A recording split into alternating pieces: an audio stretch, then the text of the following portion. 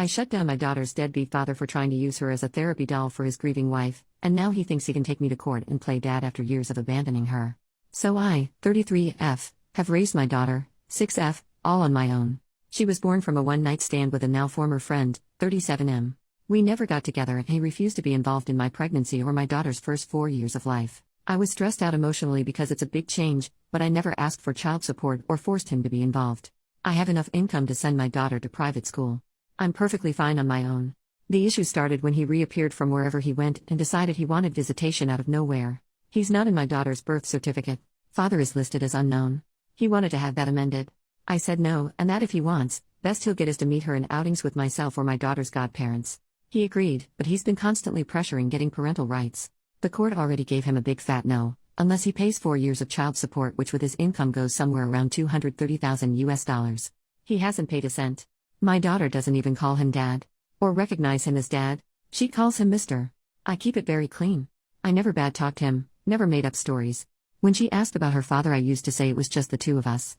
Even during court, the assigned CPS agent testified that my daughter had no affection or clear relationship with her biological father. Now the main issue happened in a PTA meeting. He would say things like my family thinks or what is best for my family. I didn't agree with him and I voiced by saying my daughter has different needs and those are priority. He was clearly angry. After the meeting there was a moment for teachers and parents to mingle and just talk about how the kids are doing. One of the teachers approached me to apologize, saying she didn't know my husband and I didn't like a project she was doing with the kids. I told her I had no husband and my daughter loved the project and wants to be part of it.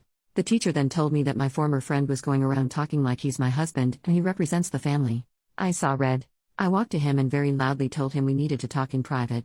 In the parking lot I told him we were not a family and that he either will respect that I am the only one that can make decisions on my daughter's education or he won't be involved. He went on about being her biological father, then I reminded him he had not paid a cent for the pregnancy, my daughter's needs, or even the private school my daughter is in. He hasn't tried to see my daughter since, which she doesn't mind at all. I asked her.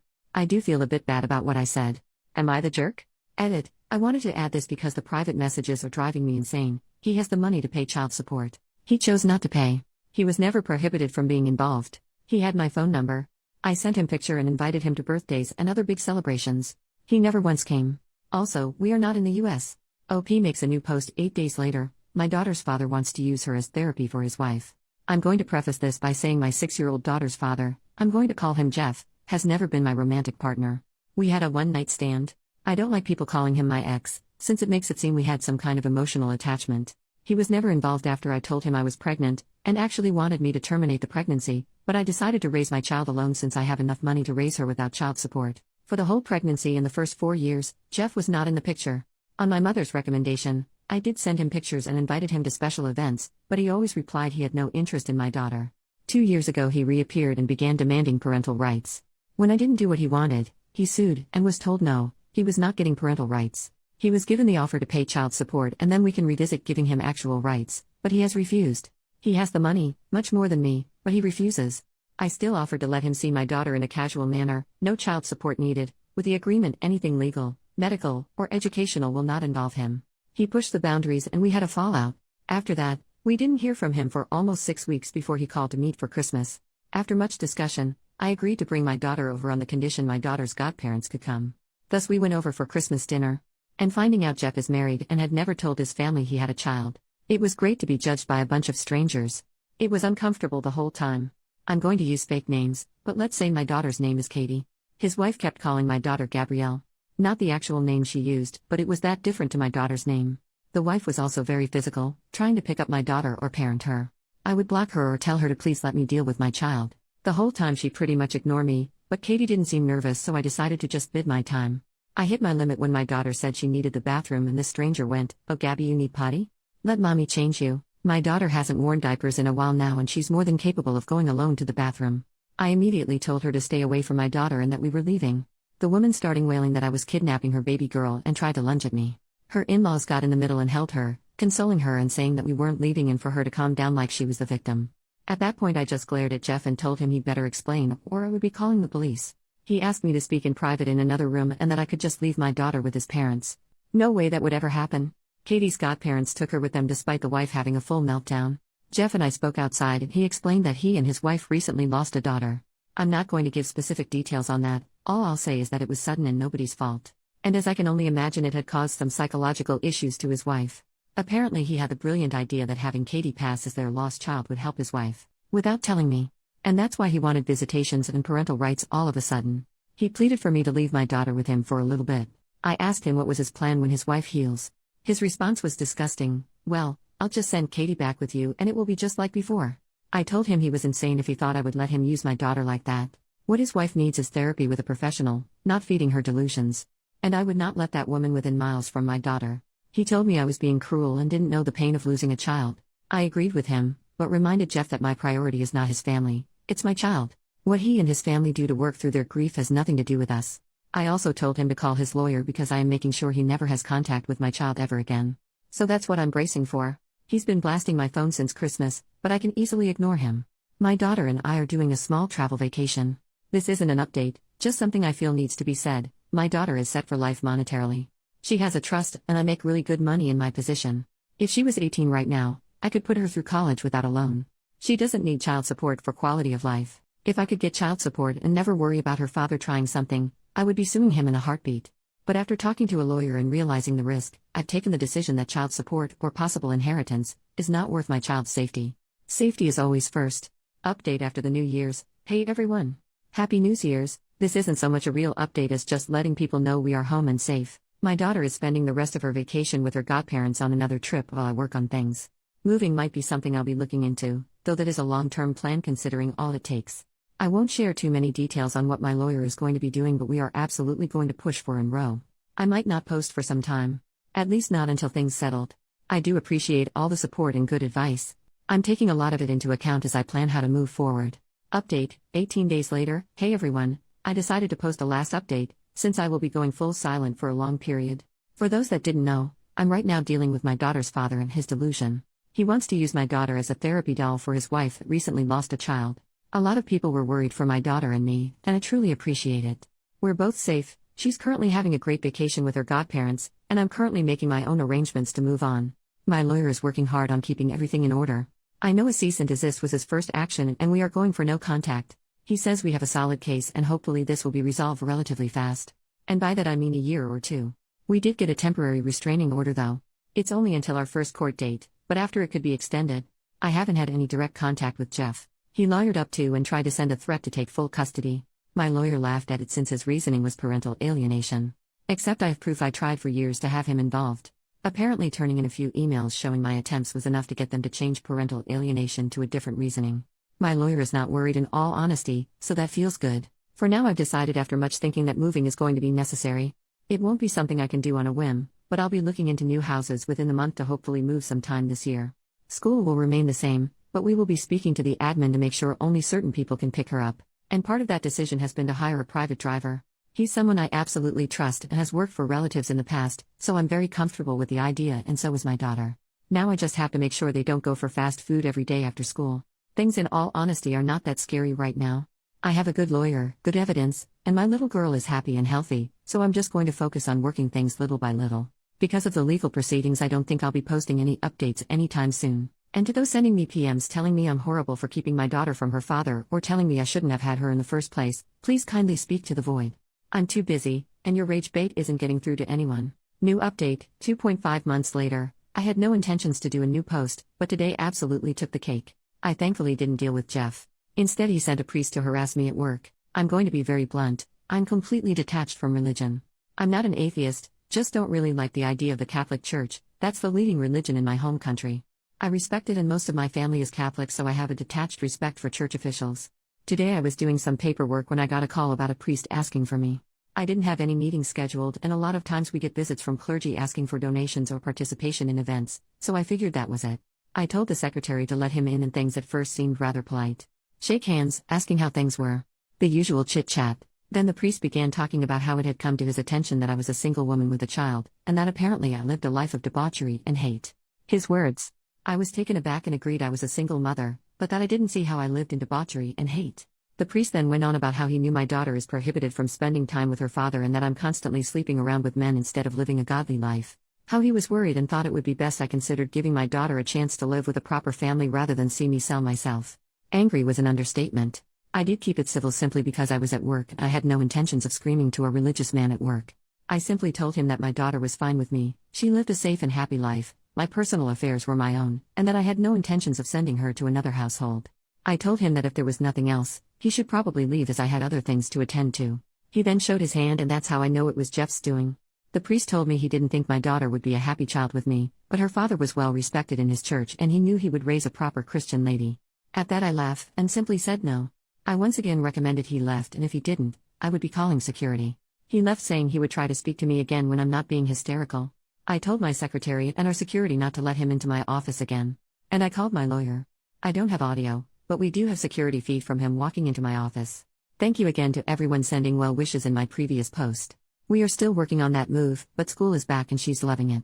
We still have that temporary restraining order against Jeff and his wife. And school officials know it. Update, 2.5 more months later, this came up far earlier than planned, and while I'm happy to announce my daughter and I are finally free, there is some sad news mixed in. Now, before I go to the update, I did get a lot of questions to answer. 1. Did I know Jeff was married? He wasn't when we had our one-night stand. 2. Are you interested in Jeff? No. I'm aromantic. Meaning I do not develop romantic feelings. I don't think that's a healthy mindset for a long-term partner, so I refuse to date.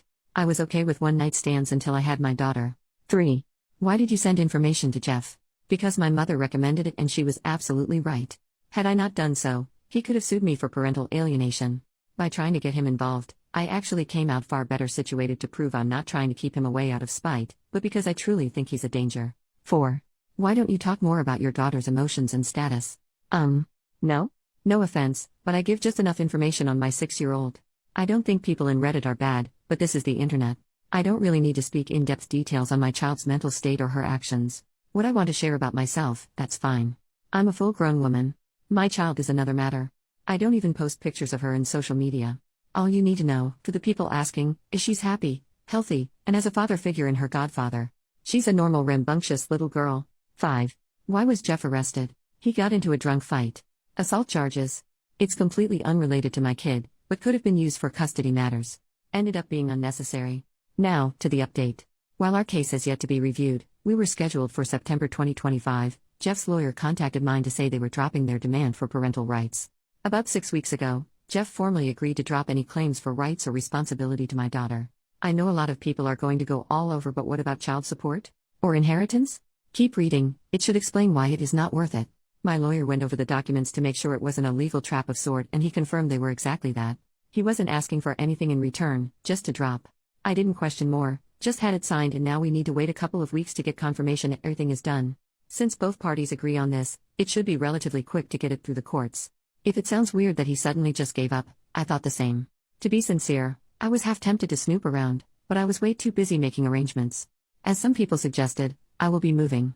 I won't leave the country I live in, but I plan to move closer to my support system, my daughter's godparents. Turns out there's a property less than 5 minutes away from them on sale. There's no home built yet, so I have a lot to do, but that's my intended new home. We also got not 1, not 2, 3 dogs. The cat probably is planning my murder. So with all of these changes, I have to admit, I didn't have time to snoop. The thing is, the whole thing came to me rather than me need to look. I met with Jeff's in-laws.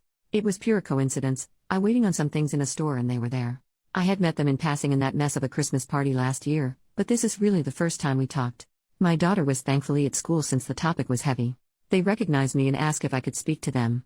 I wasn't sure, but I decided to be polite and offered to buy them a coffee. They were very nice. Not entitled at all. They explained they were sorry for their daughter's behavior. She had not been the same since she lost her child. Those who called out that she was using her dead baby's name on my daughter were right. And they just wanted to clear the air with me. I told them I didn't personally blame them, but I couldn't forgive their daughter and she was a big worry. That's when shit hit the fan. The mother started crying and the father explained Jeff's wife passed away. Self-inflicted. I feel like crap for the things I told them. I apologized, but they were very gracious and told me they knew I had no idea. We talked a little about her, about their grandchild. I found out what Jeff told me about how his child died was a lie. And now I don't feel so kind as to keep it wrapped up. He shook an infant because she was colic. If you don't know what that is, it's when babies just cry nonstop. I was angry. I'm still angry. No one should ever shake a baby to the point they pass away. That's just diabolical in my opinion. He had told me she just passed away from sudden infant mortality. It's a common thing here, unfortunately. They talked about Jeff and how he sworn up and down I would agree with his idea to have my daughter pass for their lost grandchild. And that would help their daughter. They were not really thinking straight, and I get it. Jeff is a charmer, and mix that with grief, it goes nowhere well. There were other things said, but the main thing was they didn't want any resentment on my part to their family or their daughter. I told them that I don't hate them or their daughter, and how sorry I was they had to go through all of this. They gave me a picture of my daughter's half-sister. She was a very cute baby, and I plan to one day explain things to my daughter. I think it's important she knows. I also know where Jeff's wife and her baby are buried. I think not yet, but when things aren't as raw as they are right now, I'll take my daughter to visit her sister. I called my lawyer after to give him these new details. He did reprimand me for speaking to the in-laws alone, but he understood the situation. My lawyer is a good friend of mine, and he tends to be very blunt when I make mistakes. He promised me he's making sure that whatever ties could exist between Jeff and my daughter are fully cut legally. More things have come to light too. People were right, Jeff was pretty much lying to everyone, trying to paint himself as this saintly father that couldn't possibly be part of his one surviving daughter's life. A lot of people immediately judge single mothers here as homewreckers or street workers, so I had a few bad encounters with people throwing insults and threats my way. Another thing that came up, which was relatively recent. This was about 2 weeks before he gave up. Jeff began telling people he offered to marry me, but I refused him. That I was always after his money. Thankfully that one lie didn't go far with most people that know both of us, since I've made it very clear throughout my life that I'm never getting married. And I don't need his money. I got into a high-income job to care for my mom. And now my daughter. I don't really care for excessive luxury. His wife passed away not long before he sent the agreement. He didn't want anything to do with my daughter. It does explain why Jeff gave up. I still think he's the most horrible human being that exists. An entitled murderous bastard. He felt entitled to my daughter. He failed his wife, an unalive and innocent baby. And I know he knows I'm posting this on Reddit, so if you read this, Jeff, I hope karma really gives you everything you deserve. I want to say more, but I don't want to break Reddit's rules. But yeah, here's the good news mixed with terrible news. I might update this post if anything else happens, but I want to believe this is over. I just want to close this chapter and look into a new start. Small disclaimer, I don't know how he got away with unaliving his child. I have no access to police records or investigation. I'm not part of law enforcement or involved with any judicial entity. For people asking me for more information on it, I'm really sorry, but I can't give you a full legal case. I personally don't know how some people in Reddit get access to police records that easily, because I certainly don't have access to them. All the info I have is what I'm told by others, chisme, or what my lawyer can find. Relevant comments, OP on why Jeff is not in jail, I can't tell you for sure.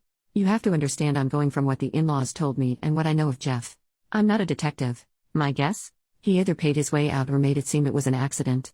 As far as anyone I've met that knows about his kid, they thought the same as me. She died suddenly in her sleep. I don't doubt the in-laws though. It sounds like something Jeff would do at this point. OP on her country's laws. We're not in the US first of all. American law isn't a thing here. Here, a good bribe to the right person makes a lot of things go away. All I'll say is Latin America.